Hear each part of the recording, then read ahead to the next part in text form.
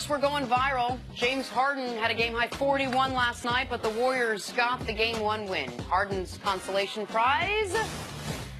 How about a donut that's supposed to look like his face? Kind of a Houston diner offering these to Rockets fans this week. I'm sorry, guys. I would never. If someone said, which NBA player does this look like? I don't know if I'd pick James Harden. Well, I mean, the beard. I mean, What's the red thing? It says number 13. They're putting his number on the beard. I thought that was his tongue. I think that's what threw me off. Okay, that you thought, because Harden's not known for the sticking the tongue out like Michael Jordan. I'm trying to help you out here, Jenna. I do understand that the one is a little askew.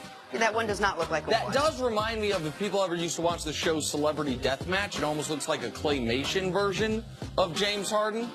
But listen, I've never been to that diner in my 5 years in Houston. Oh, yeah. They wasted a good donut.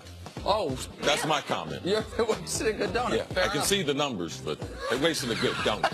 Listen, calories aside, I'm sure that... You need to eat some carrots or drink it or something. Eat some carrots. Me? Yeah, it helps your vision. Carotene. Eat some carrots. You all know I have some vision problems. Time for some stories to start your morning. Head coach Ty Lue hinted at a lineup change for his Cavs yesterday. He said Tristan Thompson may start Game 2.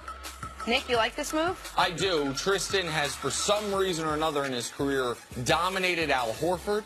And that's what they're trying to, that's the matchup they're trying to take control of. Horford was amazing in Game 1, taking advantage of an undersigned Cavs lineup. I would imagine this means Kyle Korver going to the bench. Yeah, I don't like the move because I believe they'll jam the lane even against LeBron even more. If you watch, especially the first half, the Celtics played a lot of illegal defense. I think they called them for one. So when you have Tristan on the court, yeah, you might be a little better defensively, but you are a lot worse offensively. So I believe it will affect LeBron. All right, to the NFL now. Giants tackle Eric Flowers finally reported to the Giants facility yesterday. He had been a no-show after the Giants declined his fifth-year option. He was sort of a no-show at left tackle last year.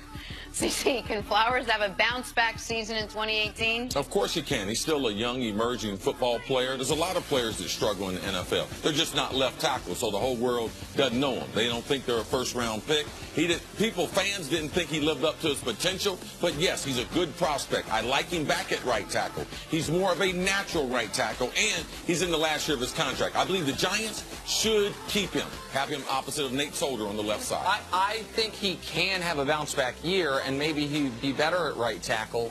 I don't think he, prior to reporting this week, had handled himself the right way this offseason. I know he was bummed out that they signed Nate Solder and they didn't pick up his fifth-year option, but they didn't do that out of nowhere. They did that because they had some of the least productive play from the left tackle position of any team in the league last season, so he earned this demotion to a degree. To the AFC West, Broncos president John Elway said his rivals, the LA Chargers, may be the ones to beat in division. Los Angeles won 6 out of their final 7 games last year to close out the 2017 season. CC, you agree with John Elway? I don't know if I agree with Elway. The AFC West is stacked, though. The teams are very, very talented. You got question mark in the quarterback in Kansas City. Yes, San Diego is there. How good can their offense be? Mike Williams, a young receiver, we saw him last year, a little bit of time. Him opposite of Keenan Allen, Gordon in the backfield running the football. They have explosive players, but how good can they be? Can they be a top 10 offense? If they can, because their defense will definitely be top 10, they can be scary.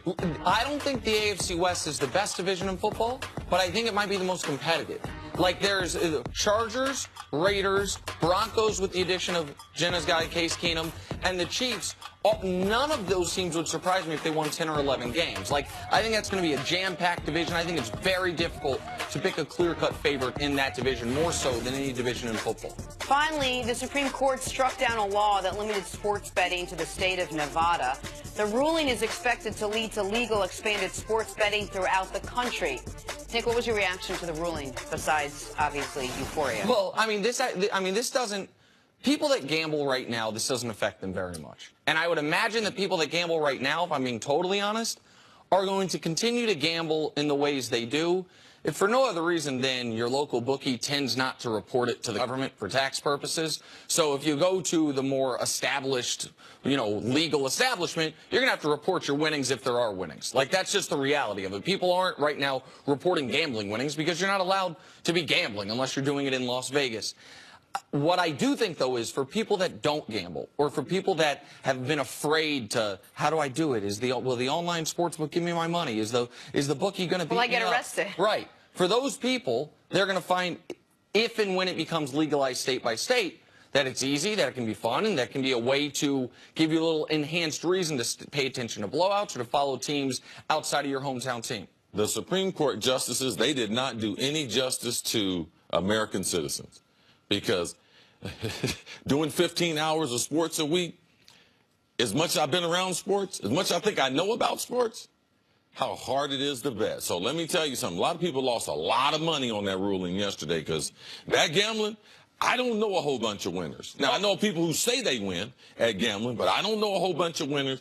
And I know the National Football League is impossible to pick. So they didn't do, as U.S. citizens, they didn't do us a favor yesterday. Well, let me make this, I want to make this clear, because I'm probably the resident gambler on this show.